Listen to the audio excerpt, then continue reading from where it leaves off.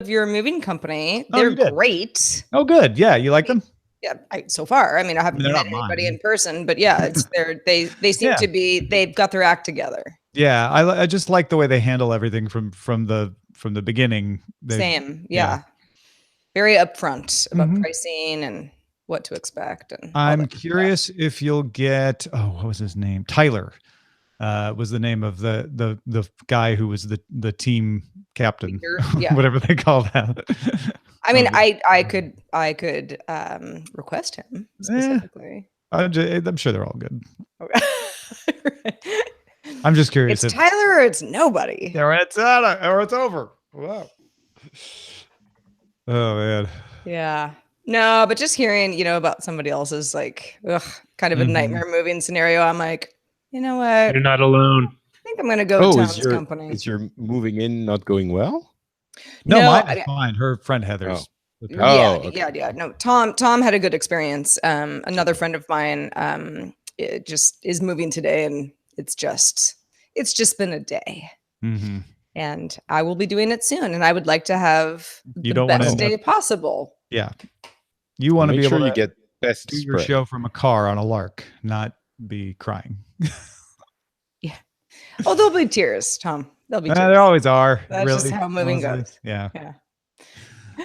Mine came on the other end when they weren't really tears, but it was like I was telling them to go one place, and then Eileen was telling them to go another place, and they were getting a little frustrated with us at one point. And I was like, just listen to her. Don't listen to me anymore.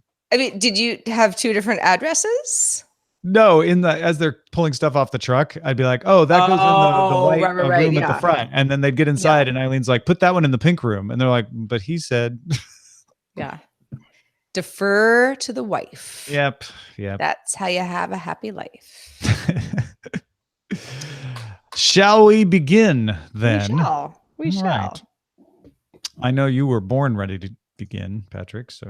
Sure. Yes. Sorry, I'm mesmerized by this thing. I'm going to be professional and start being professional. Be ready to tell us about game streaming in 10 seconds. I was born ready for this. Excellent. I'm so pleased to hear it. I am not the Republic. I am pleased to hear that. All right, here we go. Thanks to everyone who supports Daily Tech News Show directly. To find out more, head to dailytechnewsshow.com/support. This is the Daily Tech News for Tuesday, October 16th, 2018 in Los Angeles. I'm Tom Merritt. And from Studio Feline, I'm Sarah Lane. And from the Finnish countryside, I'm Patrick Beja. And from the border of the LA County area, I'm Roger Chang. You seem to shift around. Always an outlier. On the border. You never know where I'm at. My house moves. It's like Brigadoon. You have to believe in Roger's house for it to show up. Well, it's Waterworld after all. Oh, it's Waterworld, right? Yeah, of course. Hey, we're going to talk about the state of video game streaming services in the light of the launching of some not streaming services. Patrick, are you ready to tell us all about this? I'm looking forward to it. Listen, I was born ready for many things, but for this especially, I was super born ready. Excellent. Or born super ready. However, with a few tech things you should know. Microsoft co-founder Paul Allen has died from complications of non-Hodgkin's lymphoma at 65 years old. Allen also owned the NFL Seattle Seahawks and the NBA Portland Trail Blazers and was a big rock music fan. In fact, funded and designed the Experience Music Project in Seattle. We, I think 3 of the 4 of us here all worked for him and shook his hand when he took over Tech TV. He fought cancer from 1983 until now. So amazing. And he was also a philanthropist. He is giving a lot of his money to the man. A lot of accomplishments. Will be sorely missed. Amazon announced a new model of the Kindle Paperwhite that's waterproof and supports Audible audiobooks over Bluetooth.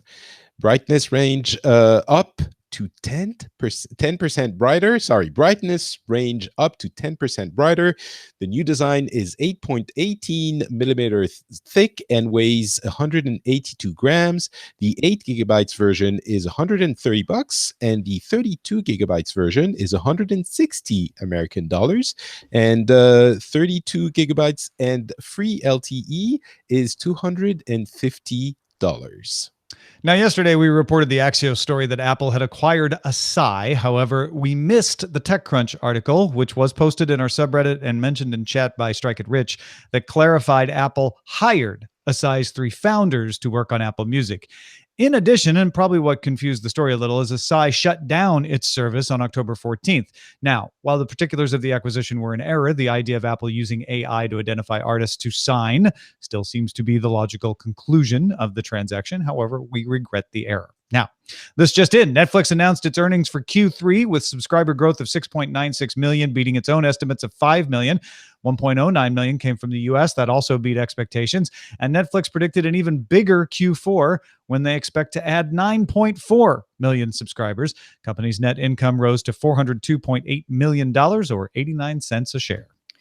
The Wall Street Journal reports that Apple has apologized for stolen Apple IDs that were used to make unauthorized App Store purchases in China obtained through phishing scams. Users had apparently connected their Apple accounts to mobile payment systems, Alipay and WeChat Pay. Then those IDs were used to make purchases through the App Store. Quote, "We are deeply apologetic about the inconvenience caused to our customers by these phishing scams," Apple said in a statement to its Chinese users. All right, let's talk a little bit more about Huawei announcing a bunch of new things. And just before that, bigger Q4 for Netflix. Do people give Netflix for Christmas? That's weird. Why bigger Q4? Maybe there's a reason. Because they get devices that then they want to watch Netflix on. Like a TV. I'm guessing. Like a TV. Mm-hmm. Huawei announced the Mate 20 and Mate 20 Pro with 3 cameras on the back and a 6.4-inch OLED display. The Mate 20 Pro adds an in-display fingerprint sensor, 3D face unlock, and the ability to wirelessly charge any Qi-compatible device. It's the first phone to use Huawei's 7-nanometer Kirin 980 CPU. The Mate 20 costs 799 to 849 euros, and the Mate 20 Pro runs 1,049 euros, and both are available now. If neither of those are large enough for you, there's also the Mate 20X or Mate 2010. I think it's X in this case. Okay, in this case, all right. With a 7.2-inch OLED display and 5,000 milliamp hour battery for 899 euros coming October 26th. Finally, Huawei announced Watch GT, which drops Google's Wear OS in favor of Huawei's own Light OS. It claims to get 2 weeks on a charge if you only use the track workouts and heart rate. It will sell for 199 euros to 249 euros when it gets a release date. Yeah, so kind of a big deal that they dropped Wear OS, but it's essentially a glorified fitness tracker, which is why I can do those long battery lives. So it's a little bit limited in functionality. But wow, those Mate Pro, the Mate Pro with like everything, basically everything you've seen from every other flagship phone is in. We got Face ID, we got a fingerprint sensor under the screen, and to boot, nobody else lets your phone charge another phone wirelessly over the Qi. That's pretty cool. And actually, I'm tempted by the 7.2-inch OLED. To be honest, I will like that size of a screen for reading books and stuff. 899 euros might be a little bit much for that. I would too, but at first I was like, isn't that the iPad mini size? iPad mini is 7.9, Mhm. but it's close. That's a big phone. But yes, if it was your all-in-one device and you don't have small pockets to worry about, then that it would be advantageous, especially if you're doing. I'm just thinking of it as like a tablet with LTE or something, like. Well, yeah, I mean it's a small tablet, Right. I think at some point, that would have been created some kind of hysteria in the streets, like, oh, a 7.2-inch phone? Right. Are you crazy? But now it's now we're like, oh, okay, it's just slightly bigger than the one I have now. Cool. Getting bigger all the time. Sony announced it will begin using a blockchain system to safeguard materials in its Sony Global Education business. The system will verify who created content and track sharing of that content. Sony says it's contemplating using the system for music, films, VR content, and ebooks as well. Oh, Sony. They pioneered the rootkit back in the day for DRM. That didn't work out so well for them. But I think this is a much better approach because, first of all, it's educational stuff. So it's all writing based, which lends itself to an open ledger like blockchain very well. And it'll be an interesting experiment to see, because the benefit of blockchain over typical DRM is it leaves the content open. It just allows you to prove that you do or do not own it. So it gets rid of a lot of the downsides of DRM. I'm not saying it's perfect, but it's a more internet centric way of doing things. Nobody else is gonna buy agree. it. Well, I mean, does it mean does it mean that you can do what you want with your content? It's still going to run into DRM. it's still DRM, so it's still going to need to check with the blockchain to make sure you are allowed to use the thing that you're using. Right, but I mean, can I copy it and play it with any player? I guess not. If they allow you, then yeah, you could. But again, we're talking about writing here, not music. So it becomes a whole different thing if you start using it in media, doesn't it? At the Wired 25 Summit in San Francisco, Google CEO Sundar Pichai said Google is taking a longer-term view of operating a search engine in China. Pichai acknowledged what is called Project Dragonfly, which has reportedly caused backlash and even some resignations at Google. Pichai says the company is exploring how it would work, but has not decided if it would actually launch a search engine in China again. Even while following Chinese law, Pichai said that Dragonfly would be able to answer well over 99% of the queries put to it, and that there are many areas where we would provide information better than what's available. He's not necessarily throwing shade, but he's comparing himself to Baidu. Google pulled out of China in 2010. They did run a search engine up until then. At the time, Google blamed sophisticated attacks targeting human rights activists using their information, as well as limits on free speech. Well, you could say, okay, maybe they won't be attacked, have cyber attacks levied against them, but the limits are still the same limits in China. I do think it is justifiable for Google to examine this, to say, let's set up a project to examine what this would mean so that they can continue to make an informed decision about whether they want to operate there. Well, I mean, I think it's reasonable for any company to do this in a vacuum. And he's making some interesting points. He's really worked this message with his PR team very cleverly. He says things like, well, in every country we have to adapt to the regulations, which is true. I think the key here is that people aren't really upset that Google would work with in China. Many companies do that, and it's kind of an accepted fact of life that you have to work in China and abide by Chinese rules. The problem with Google, which he's kind of sweeping under the rug, is that they left China. That's what people are upset about. They left, they took a stand, and they said, we will not work with a government that is like this. Of course, it was a long time ago, but still. So that's what people are upset about. Otherwise, people would be upset about every single tech company in the world because they're all working in China. Yeah, it feels like a change of mind, right? And it's one thing. It feels like going back on your principles. It's more than just a change. Well, and I think that's why a lot of the PR about this is like, well, we're testing something. We don't know if we're going to launch it yet. Google might be very sure that they're going to launch it, right? Because this is a market that they would like to get back into.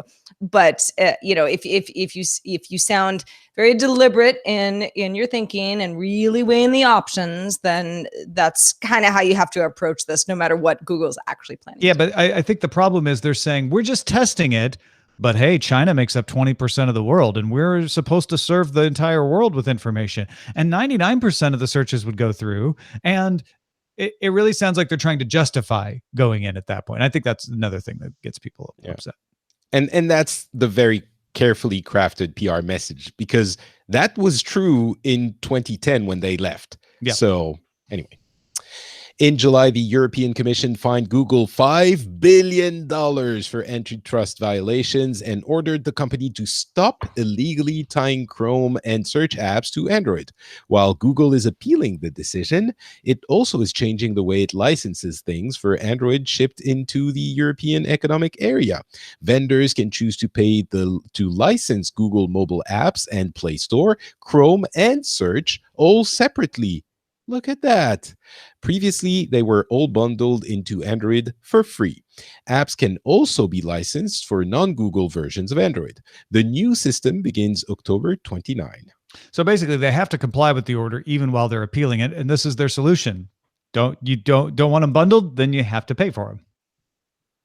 Which makes sense. There were a number of issues there. It was also the idea that if you would use their service, then you couldn't use any other service, equivalent service. Now, So Google disputes if that was actually the case. So I agree, but that was also part of the thing.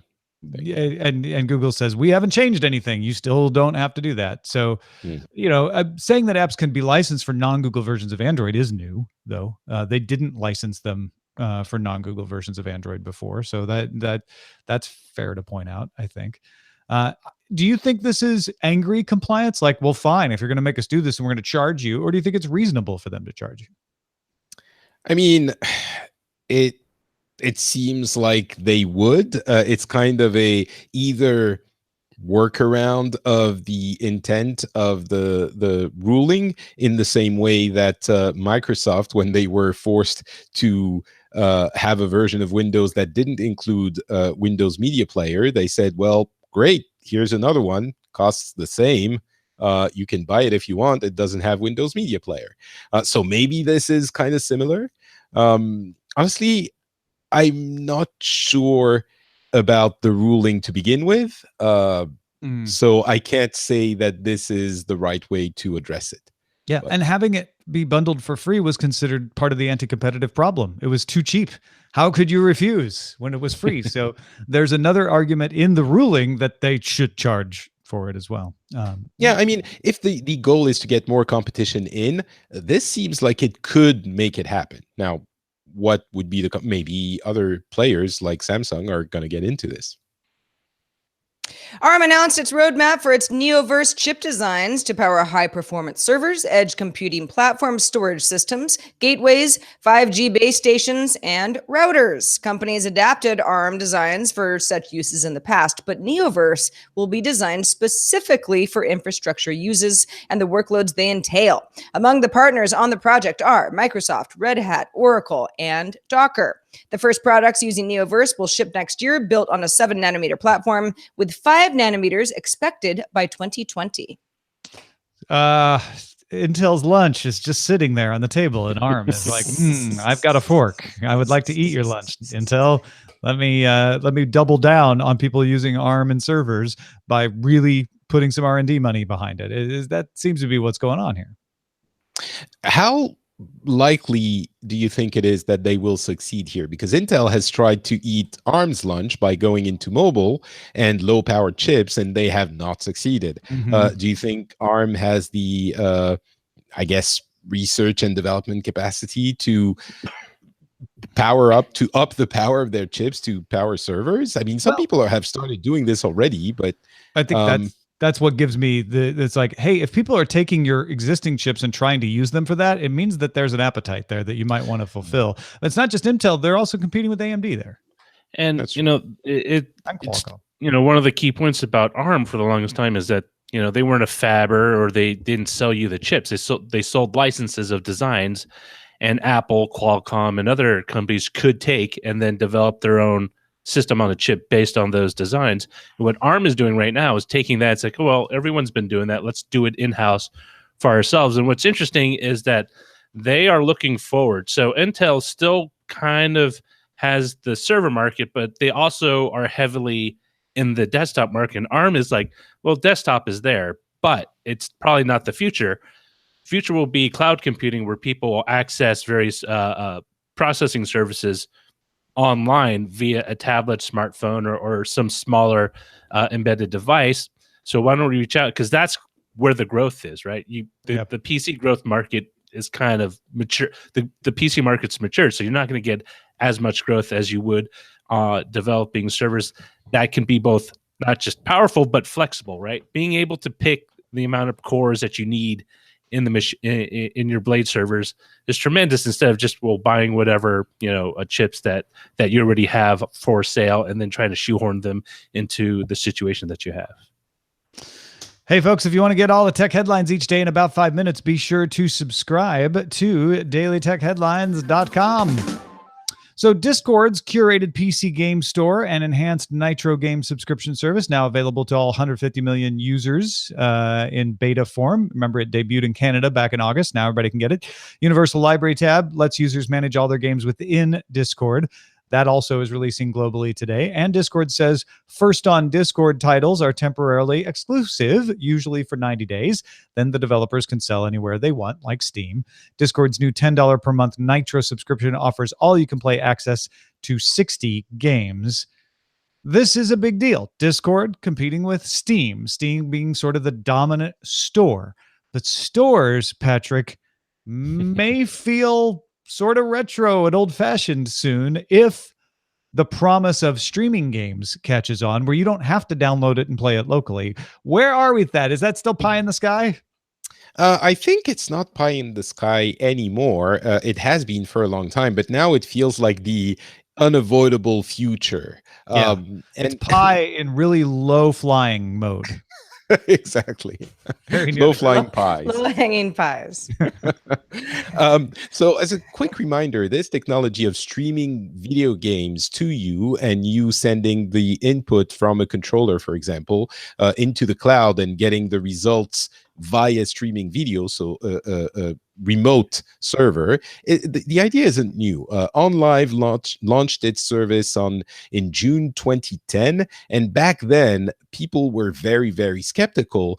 And I think that a lot of people look at the failure of services like OnLive and Gaikai, which actually didn't even launch and was bought by Sony before it could launch. OnLive was also bought by Sony. That is what turned into their existing PlayStation Now service. So the failure of those services, and maybe looking at the PlayStation Now service that isn't, becoming the most successful thing ever, and they think, well, that means they don't work.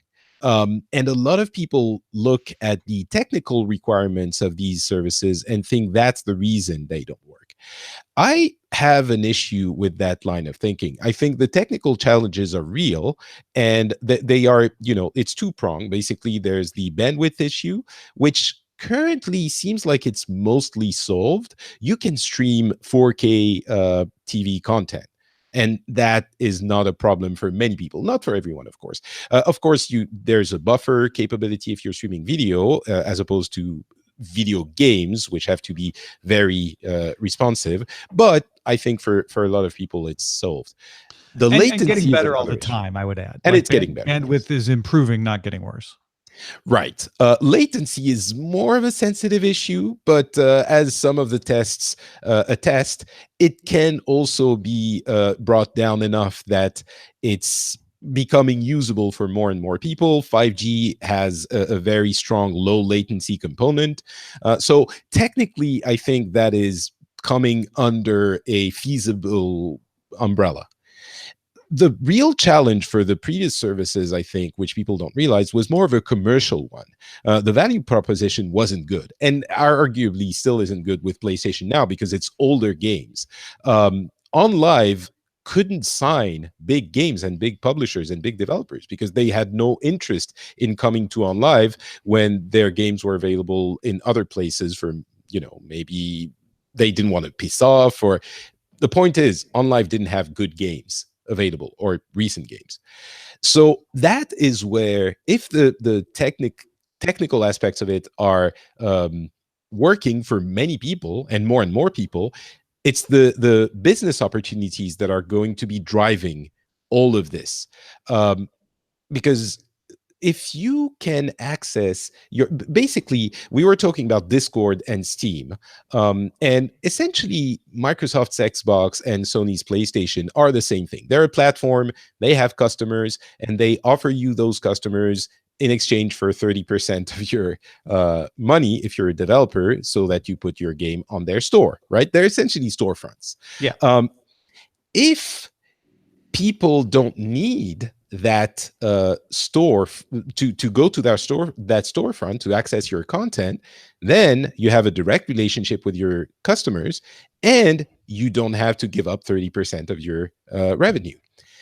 That is a very interesting business proposition for people who don't have a storefront. So any big publisher, Ubisoft, Activision, all of them. And by the way, that's why they all have stores on on Windows and Mac OS, because they would rather you buy their games on their store than on Steam.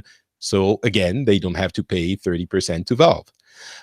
So streaming technology enables this everywhere. It even enables a developer to create an app that you download that's very light. It doesn't matter if you don't have the latest console or the latest PC. You download the thing and it runs streaming the game. And that means that it means that it's partly unavoidable as a technology if it works. And since it's interesting to big developers, it seems like the existing platforms also have an incentive to follow the trend. Because if they don't, they can, and it's more convenient to do it that way for some people, they kind of become irrelevant. They can't not have it if everyone else is doing it. So I think that all of this snowballs together into, as I was saying, the inevitable future of streaming as a tentative technology, meaning they're going to try it. Now, whether it works enough for enough people that it's going to succeed, that I think it will, but we can't really know at this point. But the fact that everyone's going that way is kind of inevitable. It reminds me a lot of what happens with television shows and movies in the streaming world in reverse. What happened there was everybody devalued the idea of a streaming TV show. Like, yeah, sure, Netflix, you can stream our back catalog. It's good for nothing. We're not making any money off of it. Until suddenly they're like, oh crap, Netflix is running away with the industry. We need to pull that catalog back and make our own streaming service. This is the opposite, where it's sort of like, well, no, this is really valuable. I don't want it to be on streaming, but now that streaming seems to be getting momentum, maybe I'll need to put it on streaming because I don't want to get left behind. That's definitely the case, but also the people think streaming and think Netflix, so subscription, but it doesn't have to be subscription, right? You could pay for that service for, you know, a specific game for a couple of days and pay $10. It could be rental. It could be just buy the full game once. Maybe that would be the second age of streaming video games. I don't think people will be very likely to buy a game that is streaming from somewhere because they want to quote unquote own it, even if it's digitally. I don't know. Never say never. But people thought that about digital too, and it's turning out not exactly. And now no one bats an eye at buying games digitally on Steam, and you never have a box anywhere. And it's more and more common with consoles as well. And yeah, so it's a really interesting, and there are many possibilities, but everyone's going that way. I wonder if there's an opportunity for the game companies to say, look, we don't want to have to operate a streaming service. That's too complicated, but we could rent some time on one and do the rentals of our entire catalog from our store. That's the way we make money directly. And then we rent out to these various Xbox, Sony streaming services to make sure we don't miss out on that too. Well, this is already happening, actually. Ubisoft has rented the services of a third-party company to provide Assassin's Creed in Japan on the Switch, which is not capable enough to run that game. And it wasn't their own servers. I thought initially they were ramping up on that. And last point, it also brings in more players because Google, as we know, is looking into this, which again makes the financial pressure or competitive pressure higher because it's another entrant which has instant access to every screen in the world and the technical capability to provide that service. So everyone has to do it because they have to. Yeah. Hey, thanks to everybody who participates in our subreddit. Lots of gaming stories there, like every day, but all tech stories are good ones. Thank you to our community. Submit stories and vote on them at dailytechnewsshow.reddit.com. We're also on Facebook, facebook.com/group/dailytechnewsshow. All right, let's dip into the mailbag, Sarah. Let's do it. DeGracia or DeGradia, either way, very cool name. DeGracia had some thoughts on TCL's Palm supplemental phone. Yesterday, I was like, who wants a smaller phone that I can barely keep one phone. DeGracia said, I totally love the idea of having a smaller, less capable second phone. I technically carry two phones with me now. I use an LG Expression 2 as my phone and a Samsung S8 as a mobile hotspot. Love the simplicity of the second phone, the LG phone. I find myself less distracted. I've reconnected with people I haven't spoken to in years. I feel that my conversations are more meaningful than when they would have been in the past. Since the LG isn't connected to the mobile web, can't receive MMS, it can receive SMS, which is a blessing and a curse at the same time. For the time being, though, I like the notion of random messages from group chats and subscription services being filtered out. As a workaround, I use a reverse carrier lookup. DeGracia uses freecarrierlookup.com so that I can send emails as SMS and vice versa. Individuals who can send SMS and MMS to my email from their phones. Interesting. Love hearing the perspective on this sort of behavior, because I think a lot of people dismissed that Palm idea as a stupid idea. Whether the phone actually takes off or not is a whole different thing. But there are a lot of people like DeGracia who really do like having that limited capability. Sure. Yes. And he's definitely not alone. And it's always nice to hear your perspective. Also nice to hear from Patrick Beja. Patrick, what has been going on in your world and where can folks keep up with your work? Well, if you want to hear more about my thoughts on gaming, you can go to, the podcast that I produce and host, Pixels. And I expand a little bit on what I talked about here and talk about many other interesting stories about gaming in the latest episode that was recorded today. If that's a little bit too hardcore gamer for you and you want something less daunting, you might want to subscribe to MVGB. What does MVGB stand for, you might ask? Well, it's the monthly video game briefing that Scott Johnson and myself host for DTNS. Can we say that? Yeah, for the DTNS family. It's a monthly show where we go over the 3 biggest stories in gaming for casual audiences. So if you're not really super not interested, but if you're not knowledgeable about gaming and you still want to follow that industry and know what's happening there, go listen to MVGB. I think you might like it. Yeah, absolutely, folks. This is basically the best of the gaming minds of the Daily Tech News Show staff put out once a month for your enjoyment without feeling like you're left out because, well, I don't play every game immediately when it comes out every time. So that is for you, dailytechnewsshow.com/MVGB. Big thanks to everybody who supports us on Patreon. Our goal every month is to get at least one more patron than last month. So please stick with us if you're with us and join us if you're not. Patreon.com/DTNS. Our email address is feedback@dailytechnewsshow.com. Thanks to everybody's feedback. We love hearing from you. We're also live Monday through Friday at 4:30 p.m. Eastern, 2030 UTC. And you can find out more and tell a friend. dailytechnewsshow.com/live. Back tomorrow with Scott Johnson as our contributor. Talk to you then.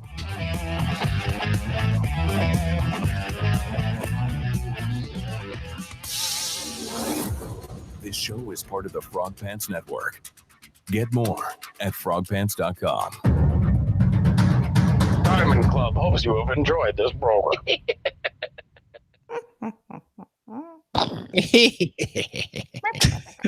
Nobody can laugh like that. It's amazing. Diamond Club hopes you have enjoyed this program.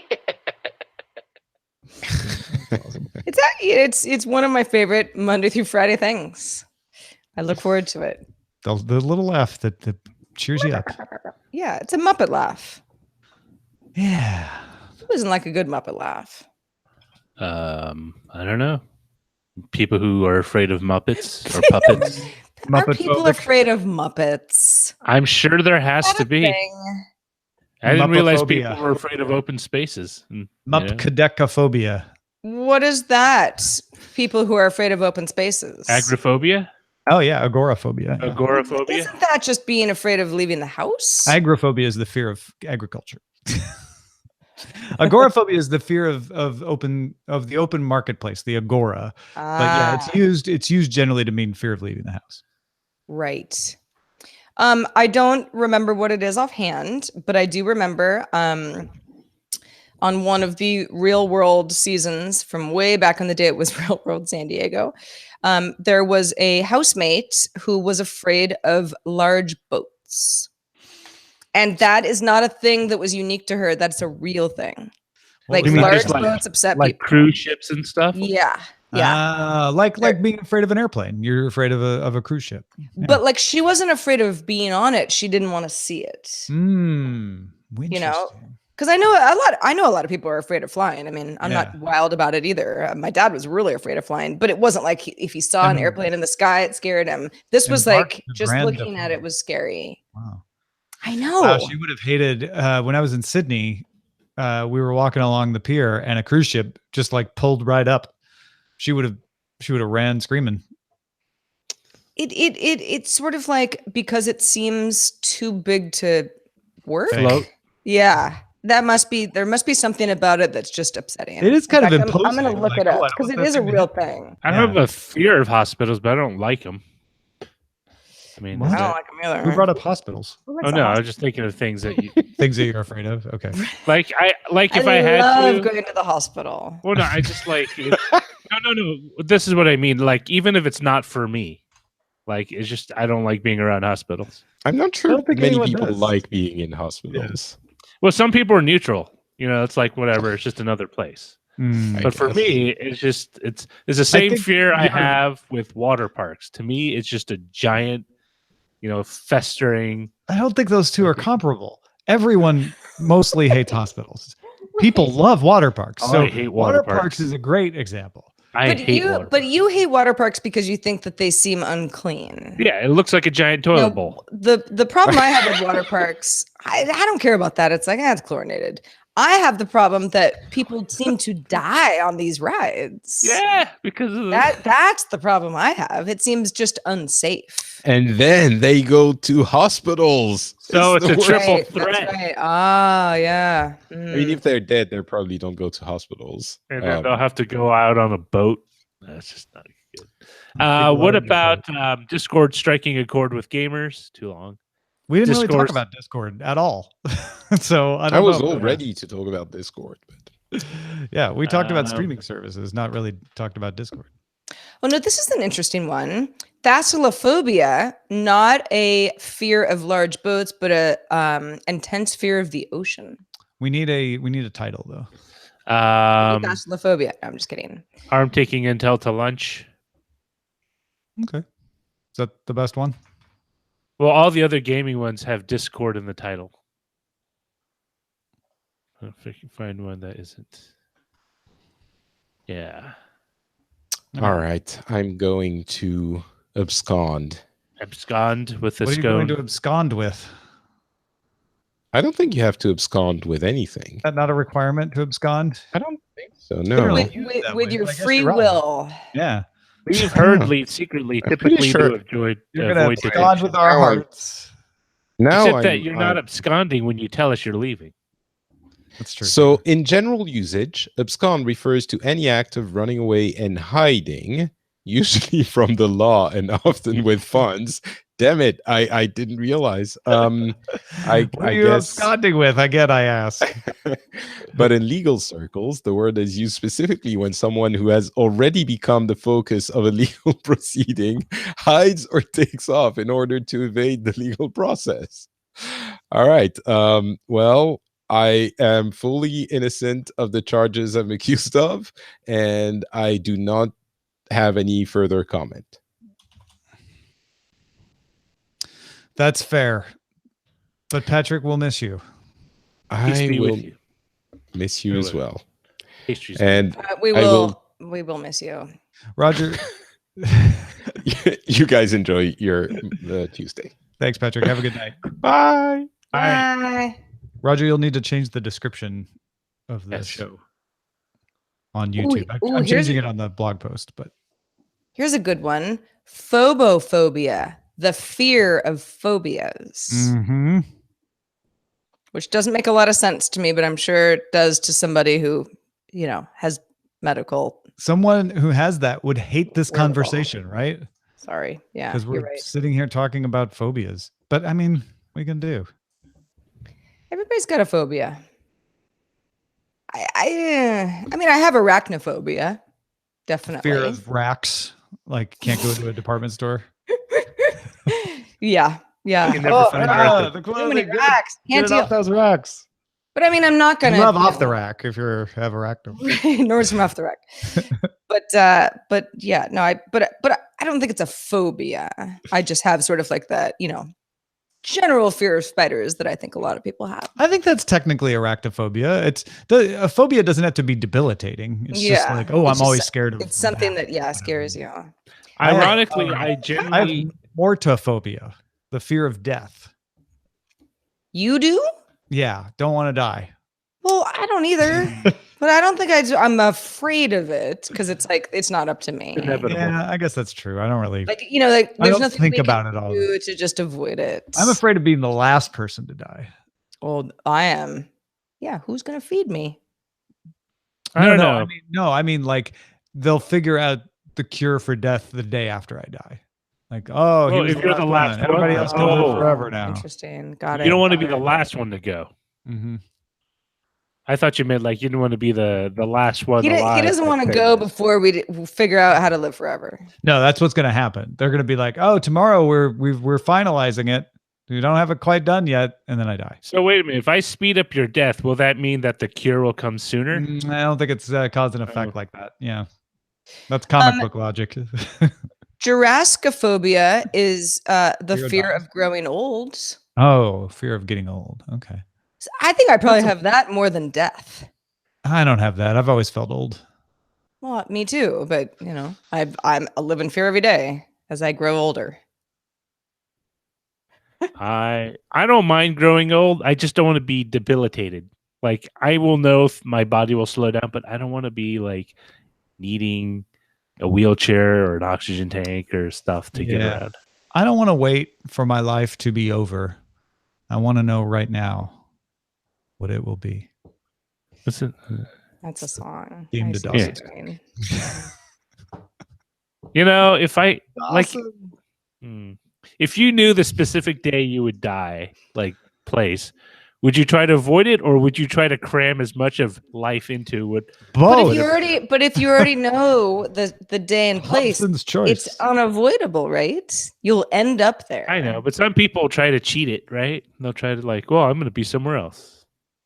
Well, it's sort of like being like, pretty soon, if you keep eating all those cheeseburgers, you're going to have a heart attack. Mhm. You could just stop doing that and No, but try if somebody says you are scheduled to die on April 1st, then I wouldn't do and anything we differently. don't know if you can avoid it now that you know it. If you didn't know it, it was unavoidable. But now that we've told you, it's up for grabs. Would you then try to avoid it or just assume like there's no way out of it? I'm going to live my life for today.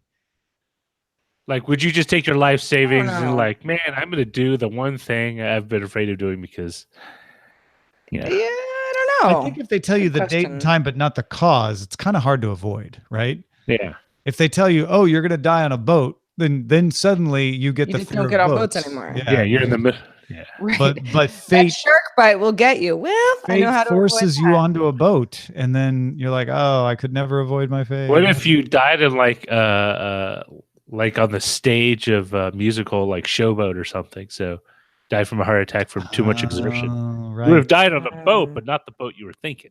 It was a monkey's paw thing. Semantics boats.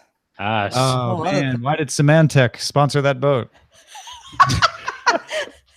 Symantec. Oh. If We'll only. miss you, Sarah. Wait, what? No. Teasing. Roger. Don't get on the boat. I just had a birthday. Let me live. Yeah. Um, Would you want this is so morbid. Would you want to die the day before or the day after your birthday?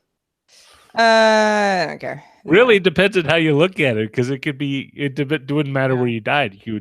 You could reference it either way. But the birthday actually has no significance at all to me. Well, to me, I'd want to be you're- like, yeah, I made it to 85 or whatever it is, like Right. that sense of accomplishment could be the last thing you feel.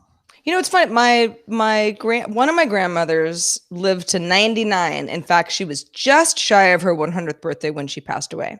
Mm-hmm. Now she had a wonderful life, very, lots of, love and lots of, friends and vacations, and just, she had a great life. I would say for like the solid last 5 years of her life, she was just sort of like, when's this happening? Uh-huh. Like it wasn't like she was like that. unhappy necessarily, but it's like all her friends were gone. Mm-hmm. She was the last one, and her, she was Everything still kicking, but Things are hard. she was tired. She Yeah. was tired, and sometimes she'd say stuff and my mom and I would be like, well, don't say that. But, I kind of understood. It's a thing in a way. that the young know less and less, right? The younger you are, the less you appreciate that being old is really hard and bad. And the older you get, the more you appreciate it. I don't appreciate it as much as I will, but I'm starting to. I'm like, oh, I get it now. I get it. Yeah, right, yeah. What's that show on Netflix? Altered Carbon? Reese, leave me. I never watched it, although I'm so into Maniac. You guys have got to watch that show if you're not watching it. Which one's Maniac?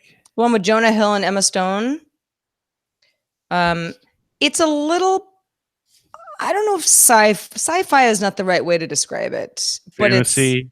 it's a sort of not fantasy, more, I don't know, alternate reality. I don't know. It's good. It's really good. In fact, I had to make myself turn it off last night and go to bed because I was like, I'm gonna stay up all night watching this. All right.